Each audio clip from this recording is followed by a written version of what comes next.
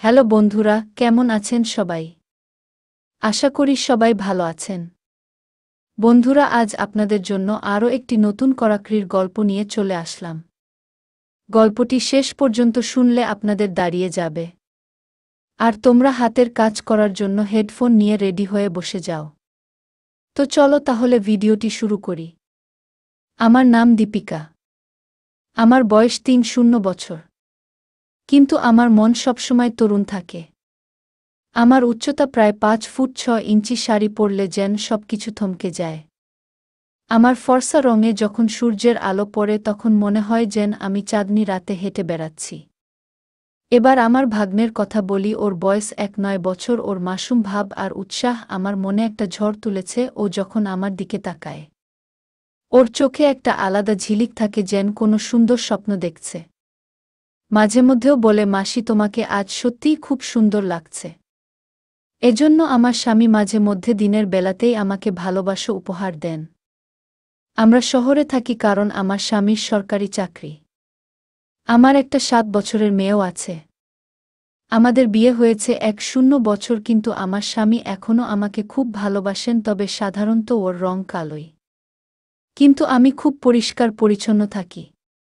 মাঝে মধ্যে একটু মেক আপও করেননি। গত মাসে এমন কিছু ঘটল যার কথা আমরা কল্পনাও করিনি। সন্ধ্যায় আমার স্বামী সাহিল বাড়ি ফিরছিলেন। তিনি এক বন্ধুর জন্মদিনের পার্টিতে গিয়েছিলেন। বন্ধুরা তাকে একটু বেশিই খাইয়ে দিয়েছিল। বাইকে করে ফেরার সময় তার অ্যাক্সিডেন্ট হয়ে গেল। এই দুর্ঘটনায় তার একটা পায়ে ফ্র্যাকচার হল। ডাক্তার বললেন সেরে উঠতে কমপক্ষে ৬-৯ মাস লাগবে। এটা শুনে আমার মন ভেঙে গেল। সাহিলের ব্যথা শারীরিক হলেও আমার মনে গভীর চিন্তার ঢেউ ওঠে। হাসপাতালে তাকে দেখে তার চোখে ব্যথার ছায়া দেখলাম। আমি তৎক্ষণাৎ তার কাছে গিয়ে তার হাত ধরলাম। এই কারণে আমার দিদি আর আমার ভাগনে অভিষেক তাকে সামলাতে এল। আমার জামাইবাবু আর দিদি ফিরে গেলেন। কিন্তু অভিষেক সাহিলকে এখানে থাকতে বললে, কারণ তিনি ঠিকমতো দাঁড়াতেও পারছিলেন না। আমাকেই বাজার থেকে জিনিস আনতে আর বাইরের কাজ করতে হচ্ছিল। তাই আমি আমার বোনকে বলে অভিষেককে কিছুদিন থাকতে বললাম। অভিষেক রাজি হয়ে খুব খুশি হল। অভিষেক আমার কান পর্যন্ত উঁচু, শরীর মোটামুটি রোম ও সাধারণ, খুব বেশি বদমাশ টাইপের ছেলে মনে হয় না। আমিও খুশি ছিলাম, কারণ কেউ এসেছে যে আমার সাহায্য করবে। আজ অভিষেক আমার সামনে একটু লজ্জা পাচ্ছিলাম, কারণ বিয়ের পর এই প্রথম আমার সঙ্গে দেখা। রাতে যখন আমি সাহিলকে খাওয়াচ্ছিলাম, অভিষেক আমাদের পাশে বসেছিল। তারপরও নিজের ঘরে গিয়ে সময়মতো ঘুমিয়ে পড়লে সাহিলের মুখে একটু স্বস্তি ছিল। তবে তিনি তখন ব্যথায় ছিলেন। তখন আমার ভেতরের আবেগ বেরিয়ে পড়ল। আমি সাহিলের পাশে বসে বললাম, সে কি দিন ছিল, তুমি রোজ আমায় ভালোবাসায় ভরিয়ে দিতে। সাহিল এটা শুনে মুচকি হাসলেন। বললেন, কি হয়েছে আমার রানী, আজ তো তুমি পুরো মেজাজে লাগছ। আমি বললাম, না, তোমার কাছে তো মজা, আর এদিকে আমার অবস্থা খারাপ। সত্যি বলতে এই অবস্থায় আমি পুরো ভেঙে পড়েছি। আমার স্বামী বললেন, আমি তোমার কষ্ট বুঝি দীপিকা, আমার খুব ইচ্ছে করে, কিন্তু কি করব, আমি তো ঠিকমতো দাঁড়াতেও পারছি না। আর একটি দিন কাটাও, তারপর দেখো আমি তোমার সমস্ত অভাব পূরণ করব। আমি বললাম, একটু দিন না, পুরো ৬ মাস বাকি আছে প্লাস্টার খোলার জন্য, আর মাত্র ১ মাসেই আমার এই অবস্থা। জানি না সামনের দিনগুলো কিভাবে কাটবে। আমার স্বামী আমার মন ভালো করতে বললেন, চলো, ওটা না হোক অন্তত পান করাও। ডাক্তারও বলেছে। আমি হেসে বললাম, তোমার নসিবে সেটা নেই, কারণ তোমার মেয়ে রানীর সব খেয়ে ফেলেছে। আমরা দুজনেই জোরে হেসে উঠলাম। আমার স্বামী আমাকে খুশি রাখার পুরো চেষ্টা করতেন, কিন্তু আমি কি করব, সব বৃথা।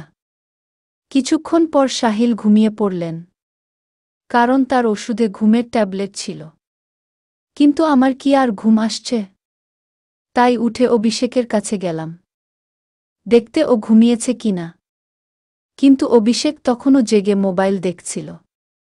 আমি ওর ঘরে গিয়ে বললাম, কি হল অভিষেক, রাত ১-২:০০ বাজে, তুমি এখনও ঘুমোওনি? মনে হচ্ছে তোমার মন বসছে না। অভিষেক উঠে বসল আর বলল, না মাসি, এমন কিছু না, শুধু ফোন দেখতে দেখতে দেরি হয়ে গেল। তারপর ও জিজ্ঞেস করল, মাসি, তুমিও ঘুমাওনি? আমি বললাম, আমার তো আজকাল ঘুমই আসে না। অভিষেক জিজ্ঞেস করল, কেন, কি হয়েছে? আমি হেসে বললাম, না না, সেটা তোমাকে বলতে পারব না। যখন তোমার বিয়ে হবে তখন নিজেই বুঝবে। আমার মুখ থেকে এমন কথা শুনে অভিষেক চোখ নামিয়ে মুচকি হাসছে। আমি বললাম, আরে এত লজ্জা পাচ্ছ কেন বলো? এখনো কোনো মেয়ে পটিয়েছ নাকি? অভিষেক কিছু বল না। তখনও লজ্জা পাচ্ছিল। আমি ওর হাত ধরে বললাম, আরে পাগল, তোমার মাসির সঙ্গে এত লজ্জা করো না বলো। ও ধীরে বলল, মাসি, সত্যি বলতে এসব কথা আমি আমার বন্ধুদের সঙ্গে বলিনি। আমি বললাম, আচ্ছা তাহলে আমাকে তোমার বন্ধু ভাবো। কারণ আমার এসব কথা বলতে খুব মজা লাগে। অভিষেক বল, হ্যাঁ মাসি, একজন ছিল, কিন্তু সে এখন আমার সঙ্গে বন্ধুত্ব ভেঙে দিয়েছে। আমি জিজ্ঞেস করলাম, তুমি তাকে তো মেরেছিলে তাই না? অভিষেক বলো না মাসি, সত্যি বলছি, আমি তাকে ঠিকমতো ছুঁয়েও দেখিনি। আমি মুখ বাঁকিয়ে বললাম, তুমি তো বটেই, ভোলা কোনো ব্যাপার না। এখন তুমি আমার কাছে এসেছ, আমি তোমাকে সব শিখিয়ে দেব। কথা বলতে বলতে আমি অভিষেকের ঘরে ঘুমিয়ে পড়লাম। সকালে চোখ খুলে দেখি অভিষেক বিছানায় বসে আমার দিকে তাকিয়ে আছে। আমি উঠতে ও বলল, গুড মর্নিং মাসি। আমি জিজ্ঞেস করলাম, কি দেখছ? ও বল, মাসি তুমি সত্যিই খুব সুন্দর। আমি মুচকি হেসে বললাম, আচ্ছা এখন সকাল সকাল সৌন্দর্যের দৃশ্য দেখেছ? আর রাতে তো বড্ড লজ্জা পাচ্ছিল। এবার অভিষেক হেসে জিজ্ঞেস করল, মাসি বুড়া না মানলে একটা কথা জিজ্ঞেস করতে পারি? আমি বললাম, আরে পাগল, আমি কেন বুড়া মানব বলো, কি জিজ্ঞেস করবে? অভিষেক বল, মাসি সত্যি বল, তুমি যে 3-5 কেজি ওজন নিয়ে ঘুরছ, তোমার কষ্ট লাগে না? ওর কথা শুনে আমার হাসি পেয়ে গেল। এরপর অভিষেক আমার সঙ্গে অনেক খোলামেলা হয়ে গেল আর তেমন লজ্জা করত না। এতে আমি খুব খুশি ছিলাম, কারণ এখন আমার সঙ্গে ও ভালো কাজ করছিল। অভিষেক এসেছে 10 দিন হয়ে গেল। ও আমার সঙ্গে বেশ মিশে গেছে, বাইরের সব কাজ করে দেয়, বাজার থেকে জিনিস এনে দেয়, এমনকি তার চাচাকেও ঘুরিয়ে আনে। আমার তো খুব যত্ন করতে লাগল। সন্ধ্যায় মাথা টিপে দেয়, মাঝে মধ্যে আমার সহযোগিতা করে। কিন্তু আমার চাহিদা দিন দিন বাড়ছিল। আর আমার স্বামীর অবস্থা তখনও একই ছিল। এখন সবকিছু আমার সীমার বাইরে চলে গেছে। আমি ভাবলাম, এখন তো অভিষেকই আছে যে আমার সাহায্য করতে পারে। আমার পাশের বাড়িতে 3টে ছেলে থাকে, তারা পড়াশোনা করে। তারাও আমাকে দেখত যখন আমি ছাদের চুল শুকোতে বা কাপড় শুকোতে যেতাম। প্রথমে ভেবেছিলাম তাদের মধ্যে একজনকে ধরে, যাতে কিছুদিন আমার কাজ চলে। কিন্তু পরে ভাবলাম, আমি তো এই বাড়ির সম্মান কে জানে, এরা কালকে আমাকে বা আমার স্বামীকে বদনাম করবে। তাই তাদের পাত্তা দিলাম না। কিন্তু অভিষেক তো বাড়ির ছেলে, তাই ঠিক করলাম ওই আমার সাহায্য করবে। আজ আমি পাক্কা প্ল্যান করে ফেললাম। আজ অভিষেকের কাছ থেকে সাহায্য নিই। তারপর রান্নাঘরে খাবার তৈরি করতে গেলাম। অভিষেক স্নান করে ফ্রেশ হয়ে রান্নাঘরে এল। আমি দুধ তোলার বাহানা করলাম, রান্নাঘরে লোটায় দুধ তুলছিলাম। আমার মেয়ে তখন নানির বাড়ি গেছে, কারণ বাড়িতে তাকে সামলানোর কেউ ছিল না, তাই বাকি দুধ তুলতে হচ্ছিল। বাড়িতে আমার স্বামী আর অভিষেক ছাড়া কেউ ছিল না, তাই আমার ভয় ছিল না। অভিষেক ঘরে ঢুকতেই আমাকে দেখে একদম ঘাবড়ে গেল। বলল, মাসি মাফ করো, আমি দেখিনি, আর বাইরে চলে যাচ্ছিল। আমি তাকে থামিয়ে বললাম, আরে অভিষেক, কি হল? কোনো ব্যাপার না, ভিতরে এসো। অভিষেক বল, মাসি এভাবে আমি ভেতরে কিভাবে আসব? আমি বললাম, এভাবে ওভাবে করিস না, তাড়াতাড়ি এসে আমার সাহায্য করে। অভিষেকের মনে আমার প্রতি ভালোবাসা ছিল, কিন্তু আমি ওর মাসি বলে একটু অস্বস্তি বোধ করছিল। আমি বললাম, আরে এত লজ্জা করছিস কেন? তাড়াতাড়ি এসে সাহায্য কর। ধীরে ধীরে অভিষেক রান্নাঘরে এল, আর আমার কাছে দাঁড়াল, আমার দিকে তাকিয়ে রইল। আমি বললাম, এভাবে কি দেখছিস? আজ পর্যন্ত দেখিসনি। অভিষেক বলল, মা কসম মাসি, আমি তোমাকে বলতে পারব না আমার কেমন লাগছে। খুব ভাল লাগছে মাসি। আমি বললাম, তারিফ করা ছাড়া। এখানে আমার সাহায্য করে। অভিষেক বলল, মাসি আমি জানি না কিভাবে কাজ করতে হয়। আমি বললাম, আরে বোকা, এতে কিছু করার নেই। এই নে ধর আর আস্তে আস্তে তুলো। কিছুক্ষণ পর অভিষেকের হাতে কাজের গতি বাড়তে লাগল। আমি ভাবলাম এবার আমার বুঝি ঠিকমতো কাজ করার সময়। কিন্তু ঝুঁকতেই দেখলাম অভিষেকের কাজ তো আগেই শেষ। ওকে দেখে আমার মন খুব খারাপ হল, তবু হাসি পড়ে গেল। আমি রেগে অভিষেককে মারতে মারতে বললাম, এটা কি করলি পাগল, কাজ শুরু হওয়ার আগেই শেষ করে দিলি। এরপর অভিষেক যখন স্বাভাবিক হল তাড়াহুড়ো করে বলল, সরি মাসি সরি, আমি এর আগে এমন কাজ করিনি, তাই তাড়াতাড়ি ক্লান্ত হয়ে গেলাম। আমি এখন গিয়ে পরিষ্কার করে আসছি। আমার কোনো কথা না শুনে রান্নাঘর থেকে চলে গেল। আমিও তাকে বেশি আটকানোর চেষ্টা করলাম না, কারণ বুঝলাম এটা ওর জন্য এত সহজ নয়। এই ঘটনায় খাবার তৈরিও দেরি হয়ে গেল, তাই তাড়াতাড়ি খাবার তৈরি করে সাহিলের ঘরে দিতে গেলাম। সাহিল বসে বসে খাবারের অপেক্ষা করছিলেন। সাহিল খুব সরল আর সাধারণ মানুষ। তিনি আমার খুব চিন্তা করেন। আমাকে দেখে বললেন, এত তাড়াহুড়ো করিস কেন? দীপিকা, আস্তে আস্তে কাজ কর, দেখ তুই নিজের কি অবস্থা করেছিস। আমি তাকে ঠাট্টা করে বললাম, এটা তো কিছুই না, তুমি যখন কাজ করো তখন আমাদের অবস্থা চেয়েও খারাপ অবস্থা হয়। তখন তো আমি তোমাকে কাজ বন্ধ করতে বলি, কিন্তু তুমি না বলে আরও জোরে কাজ করো। আমার কথা শুনে সাহিল হাসলেন, বললেন, তুইও না দীপিকা, কোথাকার কথা কোথায় নিয়ে যাস। এরপর সাহিল খাবার খেলেন, আমি তাকে ওষুধও দিলাম। ওষুধ খেয়ে তিনি ঘুমিয়ে পড়লেন। আমিও খুব ক্লান্ত ছিলাম, তাই গিয়ে স্নান করে ফ্রেশ হলাম। তারপর অভিষেকের ঘরে দেখতে গেলাম, ও তখন ঘুমিয়ে পড়েছে। আমিও এসে বিশ্রাম করতে লাগলাম। সন্ধ্যায় অভিষেককে চা দিতে গেলাম, বসে ফোন চালাচ্ছিল। আমাকে দেখে ওর মুখে হাসি ফুটল। আমিও হেসে বললাম, কি ব্যাপার অভিষেক, আজ তুই একদম ঢিলেঢালা লাগছে। অভিষেক বলল, মাসি, আমি তো প্রথমবার এমন কাজের অভিজ্ঞতা নিলাম, প্লিজ বুড়া মান না। আমি সত্যি বলছি, আমি ঠিকমতো কাজ করতে পারিনি। আমি তাকে থামিয়ে বললাম, আরে বোকা, আমি কখন বললাম। সত্যি বলতে আমারও ভাল লাগছিল। এরপর আমি অভিষেককে চা দিলাম আর তার সঙ্গে বসে খেতে লাগলাম। আমরা গল্প করতে শুরু করলাম। আজ অভিষেকের মুখ থেকে আমার জন্য শুধু ফুল ঝরছিল। ও শুধু আমার তারিফ করেছিল, মাসি তুমি খুব ভালো, আমি তো ভাবছি সারা জীবন তোমার বাড়িতেই থাকব। এই কয়েকটা দিনে আমার স্বর্গে থাকার মতো লাগছে। আর তোমার সৌন্দর্যের তো কথাই নেই। আমি হেসে বললাম, আজ তোর মুখ থেকে শুধু তারিফ বেরোচ্ছে। অভিষেক আমার হাত ধরে বলল, তুমি ঠিক বলছ মাসি। এখন তোমাকেও আমার কাজে সাহায্য করতে হবে। এবার তোমাকে আমার কথা মানতেই হবে, প্লিজ মাসি, না করো না। শুধু একবারের জন্য আমার কাজের সঙ্গী হয়ে যাও। এরপর তুমি যা বলবে আমি তাই করব। অভিষেক যখন এসব বলছিলেন ওর মুখ লাল টমেটোর মতো হয়ে গিয়েছিল। আমার হাসি ফুটে পড়ে। আমি ওর মাথায় হাত বুলিয়ে বললাম, আরে পাগল, এত সিরিয়াস হচ্ছিস কেন বল। আমি কি তোকে কখনো কিছুতে না করেছি? আর তাছাড়া তোর চাচা তো এখন আমার কাজে সাহায্য করতে পারছেন না। তুই এত লজ্জা করিস না। এত লজ্জা করলে কিভাবে চলবে, এখন থেকে আমাকে তোর মাসি না কাজের মানুষ ভাব। অভিষেক বলল, মাসি, আর একটা কথা, আমি তো কাজ করতে গেলে তাড়াতাড়ি ক্লান্ত হয়ে যায়। আমি খুব তাড়াতাড়ি কাজ শেষ করে ফেলি। আমি বললাম, চিন্তা করিস না, এর ব্যবস্থা আমি করে দেব, তুই শুধু কাজের জন্য তৈরি থাক। আমার কথা শুনে অভিষেক খুশি হয়ে গেল আর থ্যাঙ্কস মাসি বলতে লাগল। বলল, মাসি তুমি খুব ভালো। এরপর আমি চলে গেলাম, কারণ সন্ধ্যা হয়ে আসছিল আর আমাকে সাহিলকে গোসল করাতে হবে। সাহিল গোসল করার পর অভিষেক তাকে বাইরে ঘুরিয়ে আনুন। আমি তাড়াতাড়ি সব কাজ ছেড়ে তাদের আসার আগে খাবার তৈরি করে ফেললাম।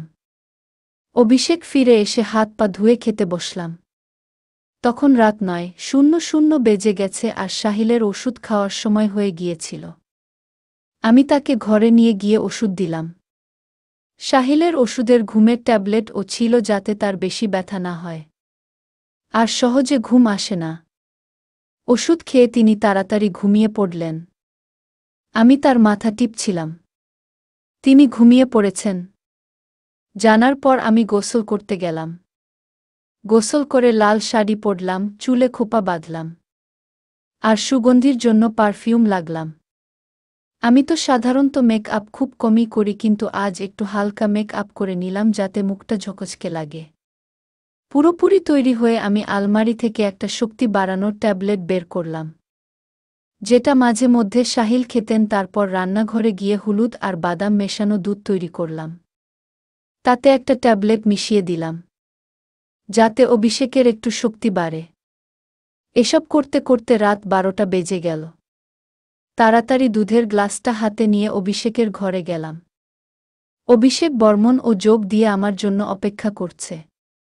আমি ঘরে ঢুকতেই উঠে দাঁড়াল আর আমার দিকে তাকাতে লাগল। যখন ও কিছু বলল না, আমি জিজ্ঞেস করলাম, এভাবে কি দেখছিস, বল আমাকে কেমন লাগছে? অভিষেক একটু লজ্জা পেয়ে বল, মাসি মন তো চাইছে এখনই তোমাকে স্বপ্নের রানী বানাই। আমি হেসে ওকে দুধের গ্লাসটা ধরিয়ে দিয়ে বললাম, আমাকে রানী করার কোনো দরকার নেই, তুই শুধু এটা খেয়ে নে। অভিষেক তাড়াতাড়ি গ্লাসটা নিয়ে এক নিঃশ্বাসে দুধ খেয়ে ফেল। দুধ খাওয়ার পর আমি বললাম, চল এবার তাড়াতাড়ি কাজ শুরু করি। অভিষেক বলল, মাসি পুজো শুরু করব, কিন্তু তুমি প্রদীপে তেল দেবে নাকি? সোজা পুজো করাবে? আমি মুচকি হেসে বললাম, তুই আমার চিন্তা করিস না, আমি তো আগেই তেল দিয়ে এসেছি। এরপর দুজন মিলে কাজ শুরু করলাম। 2 ঘন্টা কাজ করার পর আমরা ক্লান্ত হয়ে পড়লাম আর আমাদের কাজ সম্পন্ন হল। আমি এতদিন অভিষেককে বাচ্চা ভাবতাম, কিন্তু ভালোবাসায় আমার স্বামীকে ছাড়িয়ে গেল অভিষেক। এরপর অভিষেক ক্লান্ত হয়ে বিশ্রাম করতে লাগল। আমিও সেখানে ছিলাম। আমি ওকে জিজ্ঞেস করলাম, কেমন লাগল? প্রথমবার কাজ করে অভিষেক বলল, মাসি সত্যি বলছি, মনে হলো যেন জীবনের সব সুখ একসঙ্গে পেয়ে গেলাম। বা বলতে পারি, তুমি পৃথিবীর সেরা মাসি। এরপর আমরা গল্প করতে করতে ঘুমিয়ে পড়লাম। সকালে উঠে আমি পুরো ফ্রেশ বোধ করলাম। উঠে চা আর নাস্তা তৈরি করে সাহিলকে দিয়ে এলাম। তারপর অভিষেককে চা দিতে ওর ঘরে গেলাম। ও তখন উঠে গিয়েছিল চা নিয়ে। ও আমাকে জিজ্ঞেস করল, মাসি আমার একটু ভয় করছে, আমরা কি কোনো ভুল কাজ করে ফেলিনি? আমার মনে হলো হয়তো অভিষেকের প্রস্তাব ছিল। আমি ওকে বোঝাতে বললাম, অভিষেক তুই এমন একদম ভাবিস না। সত্যি বলতে এটা আমার মজুরি ছিল। তোর চাচা তো 7-8 মাসের আগে ঠিক হবে না, আর আমার পক্ষে এত অপেক্ষা করা সম্ভব ছিল না। তুই আমার অনেক সাহায্য করেছিস কাজে। প্লিজ তুই এত টেনশন করিস না। আর হ্যাঁ, এটা কারোর সঙ্গে বলিস না। অভিষেক মাথা নাড়িয়ে বলল, মাসি যদি এটা আমার মজুরি হয়ে যায়? আমি বললাম, তাহলে তোর মাসির কাছে চলে আসিস। আমি কি কখনো তোকে না করেছি? এটা বলে আমি মুচকি হাসলাম। অভিষেক আবার আমার তারিখ শুরু করল। মাসি তোমার যত তারিফ করি তত কম। জানি না গত জন্মে কি পুণ্য করেছিলাম যে তোমার মতো মাসি পেয়েছি। এরপর আমার আর অভিষেকের মধ্যে পাকা বন্ধুত্ব হয়ে গেল। এখন যখনই আমার মন চাইত, অভিষেকের দিয়ে কাজ করিয়ে নিতাম। এর মাঝে অভিষেকের বাবা ফোন করে বলেছিলেন ও যেন বাড়ি ফিরে যায়, কিন্তু অভিষেক না করে দিল। এদিকে আমার স্বামী সাহিল এখন হাঁটাচলা করতে শুরু করেছেন। আমরা বাজারেও ঘুরতে যেতাম। অভিষেক এখন আমার দিকে আরও বেশি যত্ন নিতে লাগল। সন্ধ্যায় যখন আমি মেয়েকে ঘুম পাড়িয়ে অভিষেকের কাছে যেতাম, আমার পা টিপে দিত, কোমরে মালিশ করত, মাথাও টিপে দিত। আমি অভিষেককে বলতাম আমার জন্য এত কাজ করার দরকার নেই, কিন্তু ও শুনত না, বলতো, চুপ করো মাসি, তুমি সারাদিন কাজ করে ক্লান্ত হয়ে যাও, এইটুকু তো সেবা আমাকে করতে দেও। আর এই হবেই আমরা ভালোবাসার জগতে হারিয়ে যেতাম। বন্ধুরা, হয়তো আমাকে তোমরা একদম পছন্দ করবে না, কারণ আমি একটা সম্পর্ক নষ্ট করেছি, কিন্তু সত্যি বলতে আমি এটা চাইনি, আবেগের বশে হয়ে গেছে। তাই প্লিজ তোমরা বোঝার চেষ্টা করো। আমার গল্প শুনে আবেগে ভেসে যেও না, কারণ এটা সত্যিই ভুলেই গল্প আমাদের কয়েকটা গুরুত্বপূর্ণ শিক্ষা দেয় যা আমাদের জীবনে কাজে লাগতে পারে। আসুন এই শিক্ষাগুলো বিস্তারিত বুঝি। গল্পে দীপিকা তার স্বামী সাহিলের দুর্ঘটনার পর তার দেখাশোনা করেন এটা দেখায় যে দায়িত্ব মানে শুধু নিজের সুখের জন্য বাঁচা নয়, প্রিয়জনদের যত্ন নেওয়াও জীবনে। যখন আমরা কোনো সম্পর্কে থাকি তখন আমাদের সঙ্গে প্রতি নিবেদিত থাকতে হবে। তাহলে সম্পর্ক আরও মজবুত আর দীর্ঘস্থায়ী হয়। আমাদের সম্পর্কে সৎ থাকতে হবে আর একে অপরের উপর ভরসা করতে হবে। তো বন্ধুরা, এখানেই সমাপ্ত করলাম। গল্পটি ভালো লাগলে একটি লাইক ও চ্যানেলটি সাবস্ক্রাইব করে দেবেন। ভালো থাকবেন সবাই, দেখা হচ্ছে পরের ভিডিওতে।